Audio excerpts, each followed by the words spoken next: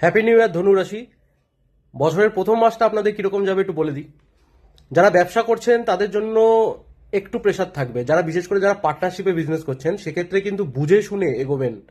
আর আপনার ব্যবসায় যদি কোনো কম্পিটিটর থেকে থাকে সেই কম্পিটিটররা চেষ্টা করবে আপনার ব্যবসায় যাতে না হয় বা ব্যবসার যাতে ঘাটতি হয়, তো সেক্ষেত্রে খুব বুদ্ধি সহকারে ডিল করবেন।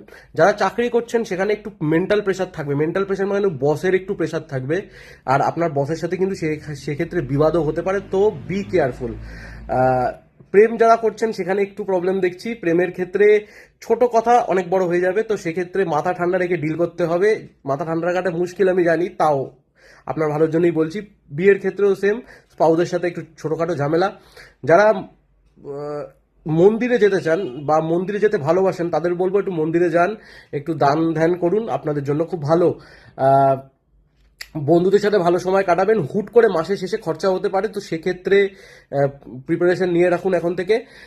বাড়িতে সবার শরীর ঠিকঠাকই যাবে, কিন্তু আপনার পেটের সমস্যা ভোগাতে পারে।